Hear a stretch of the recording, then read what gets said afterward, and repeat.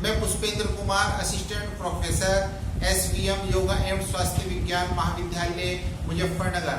मैंने उन स्टूडेंट्स के लिए जो कि लॉकडाउन या अन्य किसी कारण से स्टडी नहीं कर पा रहे हैं, fast track revision series start की है, जो कि कम समय में उनको ज्यादा से ज्यादा ज्ञान प्रदान करने वाली होगी। आपका सहयोग मुझे लगातार प्राप्त हो रहा है। कंटिन्यूटी बनाए रखने के लिए आप चैनल को सब्सक्राइब करें और दिए गए कमेंट बॉक्स में कमेंट जरूर करें। आज मैं आपके समक्ष मैनेजमेंट ऑफ वर्किंग कैपिटल पर अपना लेक्चर दे रहा हूं। वर्किंग कैपिटल से अभिप्राय रूटीन वर्क के लिए जिस पूंजी की जरूरत होती है उस पूंजी को हम वर्किंग कैपिटल कहते हैं। जैसे cash in hand, raw material in stock, work in progress, credit sales to debtors, finish goods in stock, इन सभी के लिए जितने धन की आवश्यकता होती है वो वर्किंग कैपिटल कहलाएगी। अकाउंट ऑफ व्यू के हिसाब से वर्किंग कैपिटल की दो मीनिंग होती हैं। टोटल करंट ऑफ एसेट्स यानी कि ग्रॉस कैपिटल, इसको हम ब्रॉड मीनिंग के अंतर्गत इंक्लूड करते हैं। Current assets minus current liabilities यानी कि नेट वर्किंग कैपिटल, इसको नैरो मीनिंग के अंतर्गत इंक्लूड किया जाता है। वर्किंग कैपिटल को दो जगह से प्राप्त किया जा सकता है।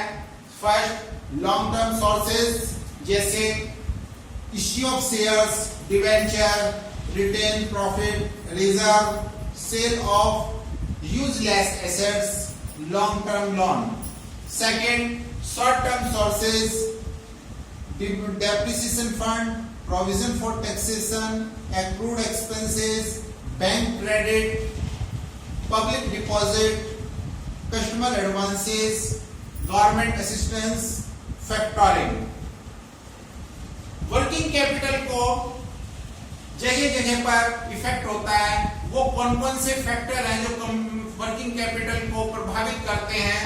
जैसे nature of business, size of business, production policy, manufacturing process, requirement of cash, inventory turnover, trade cycle etcetera, ये सभी वर्किंग कैपिटल को इफेक्ट करते हैं। मोस्टली वर्किंग कैपिटल को कैलकुलेट करने के लिए दो टेक्निक यूज की जाती है। First, cash cost method. इसके अंतर्गत करंट एसेट्स में से करंट लायबिलिटीज माइनस कर दी जाती है। करंट एसेट्स मतलब ऐसी एसेट्स जिसको विद इन 12 मंथ्स कैश में कन्वर्ट किया जा सकता है, करंट एसेट्स कहलाती हैं। Current assets cash in hand, raw material in stock, finish goods in stock, work in progress, debtors, prepaid expenses भी आ सकता है यहाँ पर, इनका टोटल, और इसमें से लेस कर देंगे करंट लायबिलिटीज। ऐसी लायबिलिटीज जिसको विद इन 12 मंथ्स पेमेंट करना पड़ता है, करंट लायबिलिटीज कहलाती हैं। जैसे creditors, outstanding expenses etcetera. Total current assets में से करंट लायबिलिटीज माइनस कर देंगे तो जो इनका डिफरेंस आएगा वो वर्किंग कैपिटल कहलाती है। कभी कभी कुछ क्वेश्चंस में कंटिजेंसी रिजर्व रखने के लिए कहा जाता है, तो उस समय जो ये डिफरेंस आया इसमें इसका एक निश्चित प्रतिशत कंटिजेंसी रिजर्व के रूप में ऐड कर दिया जाता है और जो बैलेंस आएगा उसे वर्किंग कैपिटल कहा जाता है। सेकंड मेथड होता है ऑपरेटिंग साइकिल मेथड। इसके अंतर्गत material storage period, number of days, production process period, finish goods storage period, debtor collection period, इनके टोटल डेज कर लिए जाते हैं। इसमें से भी लेस कर देंगे क्रेडिटर्स पेमेंट पीरियड, और इनका जो डिफरेंस आता है इसको हम ड्यूरेशन ऑफ ऑपरेटिंग साइकिल कहते हैं। कुछ यूनिवर्सिटीज में पेपर का पैटर्न एमसीक्यू है, तो उसमें कभी कभी ड्यूरेशन ऑपरेटिंग साइकिल पूछ लिया जाता है, तो आप इस तरह से कैलकुलेट करें। Second, number of operating cycle in the operation period, यानी कि पूरे वर्ष में ऑपरेटिंग साइकिल के कितने सर्किल होंगे। तो इसका फॉर्मूला होता है number of working days in a year upon duration of operating cycle. तो ये नंबर ऑफ ऑपरेटिंग साइकिल आ जाएगा।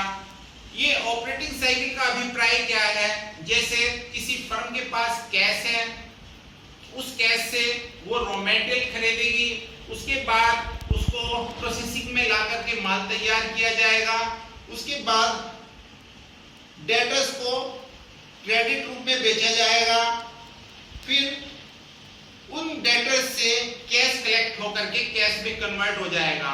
इस सर्किल को पूरा होने में जो समय लगता है उसे ऑपरेटिंग साइकिल कहा जाता है।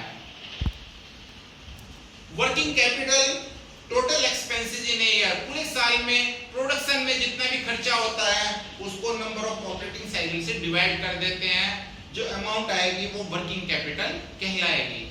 आशा करता हूं कि आज का लेक्चर आपको बेहद पसंद आया होगा। धन्यवाद।